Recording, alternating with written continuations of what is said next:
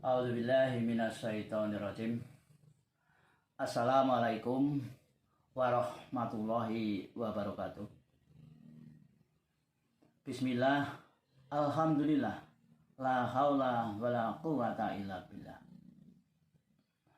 Pada kesempatan yang mulia ini, mari kita bersama-sama menyegerakan untuk menambah rasa syukur kehadapan Allah Subhanahu wa Ta'ala.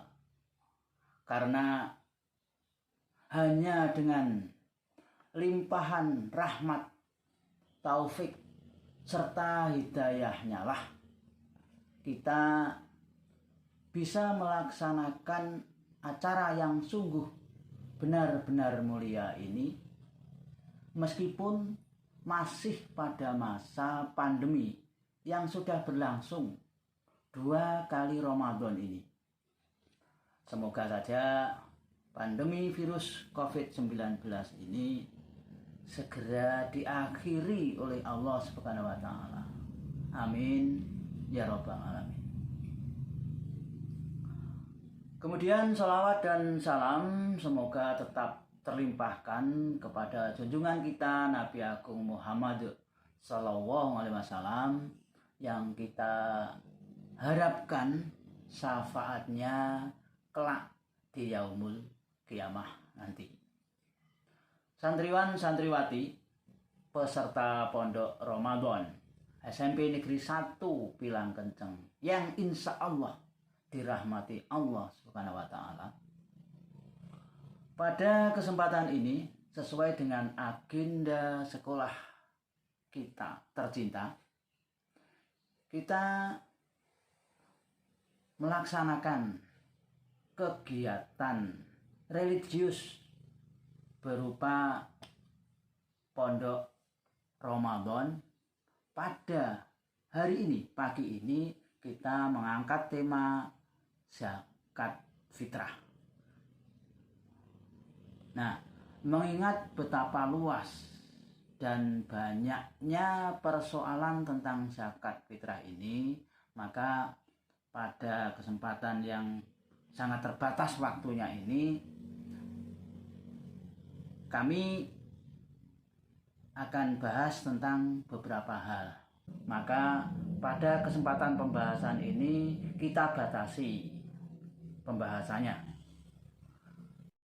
Adapun materi yang akan kita bahas pada kesempatan ini antara lain, yang pertama yaitu tentu saja pengertian zakat fitrah itu sendiri. Kemudian hukum-hukum menunaikan zakat fitrah. Yang ketiga, syarat wajib zakat fitrah.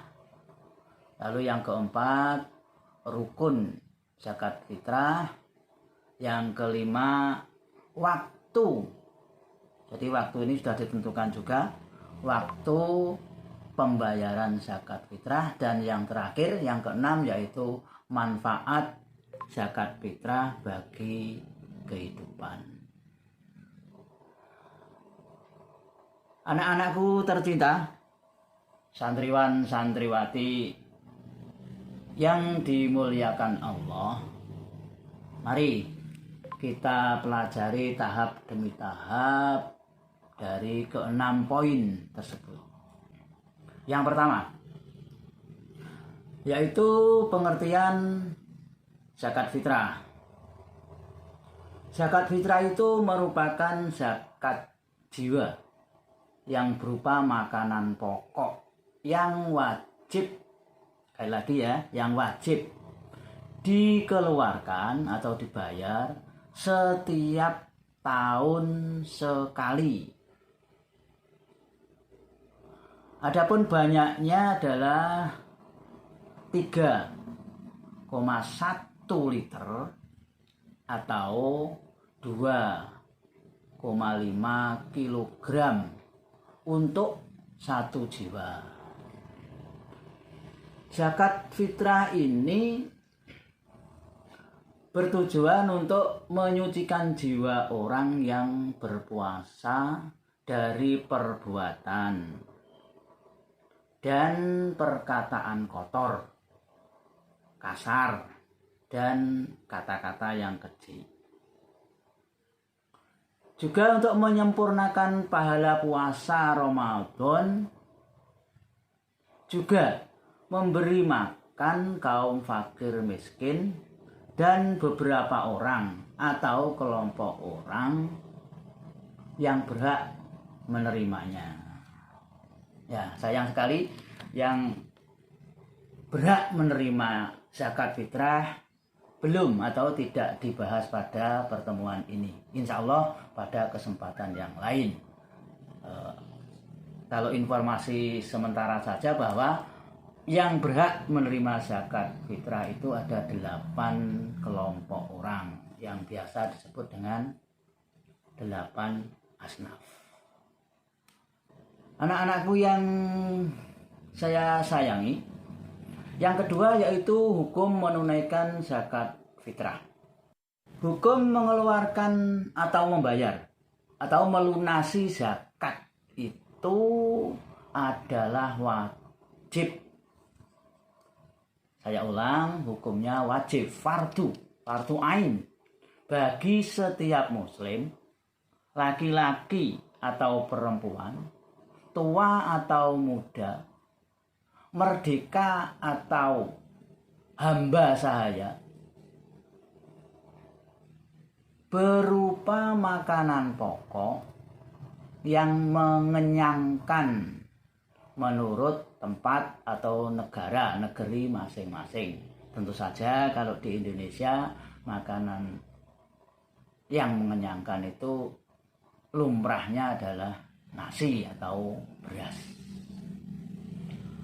Hal ini disesuaikan dengan sabda Rasulullah SAW yang antara lain maknanya dari Ibnu Umar. Ia berkata, Rasulullah SAW mewajibkan zakat fitrah pada bulan Ramadan sebanyak 1 sok. Nah, 1 sok ini hampir sama atau dianggap sama dengan 3,1 liter atau 2,5 kilogram berupa kurma atau gandum atas tiap-tiap muslim merdeka atau hamba laki-laki atau perempuan. Hadis riwayat Bukhari Muslim. Berikutnya yang ketiga. Yang ketiga yaitu syarat-syarat membayar zakat fitrah. Adapun syaratnya ada 3. Yaitu yang pertama, yang membayar zakat fitrah tentu saja orang yang beragama Islam. Jadi kalau tidak Islam tidak masuk dalam persyaratan ini.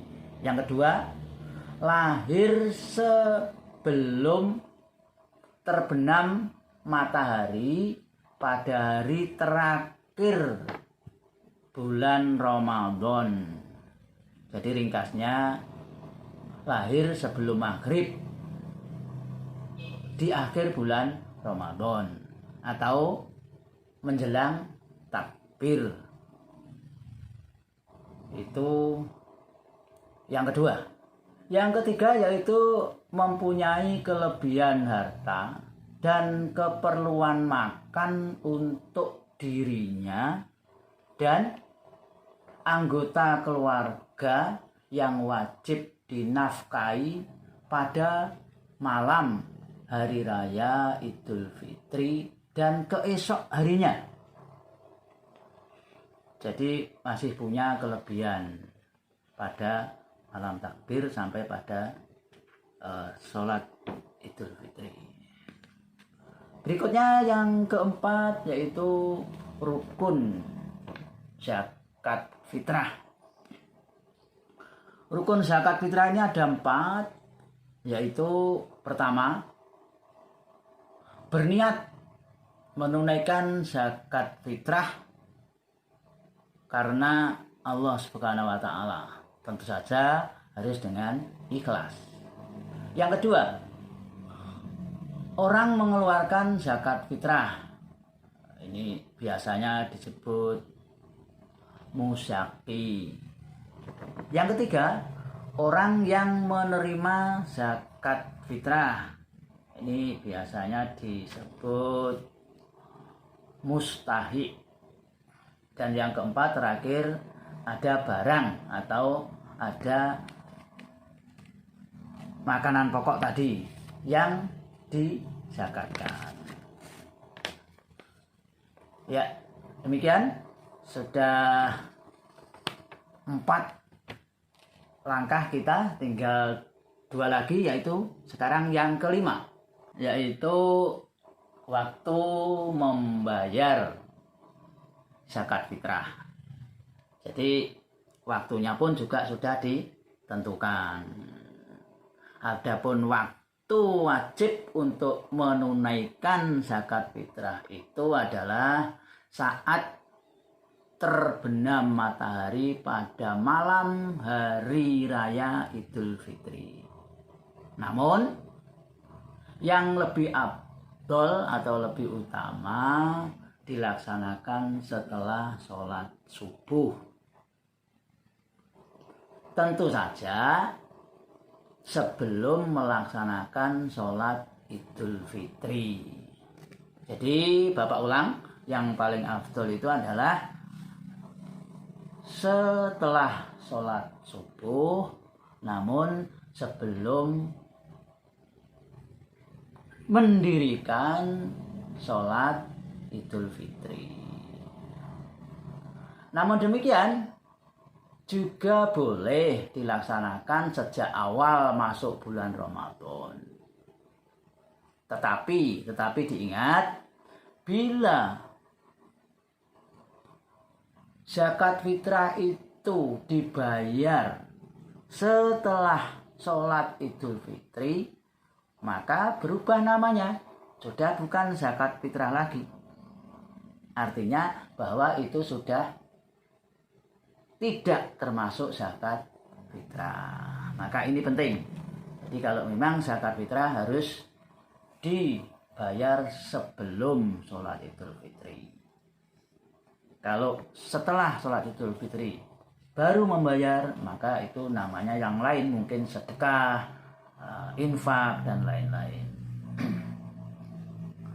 Ya, santriwan santriwati yang berbahagia, yang terakhir yaitu manfaat zakat fitrah dalam kehidupan.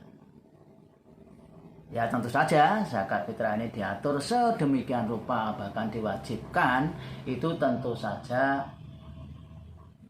pasti ada manfaatnya.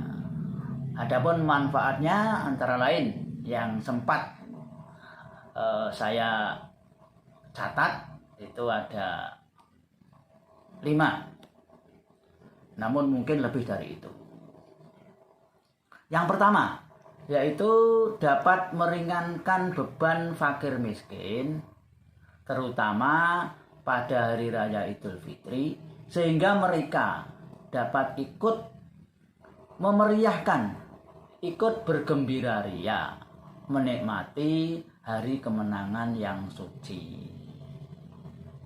Itu yang pertama. Yang kedua, menanamkan sifat pemurah dan kasih sayang terhadap sesama, sehingga dapat menjauhkan diri dari sifat tamak, rakus, egois, dan sifat lain termasuk kikir dan lain-lain.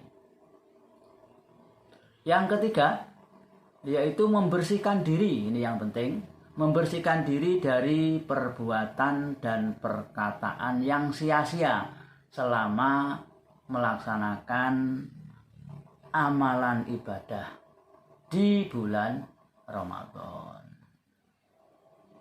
Ya, sekarang yang keempat, Manfaatnya yaitu untuk menyucikan jiwa orang yang menunaikan zakat fitrah itu sendiri. Dan yang terakhir anak-anakku, yaitu manfaatnya zakat fitrah tentu saja mendapatkan. Jadi yang membayar zakat berharap untuk mendapatkan balasan kebaikan dari Allah Subhanahu wa taala baik di dunia maupun juga kelak nanti juga di akhirat. Demikian tadi anak-anakku yang saya cintai,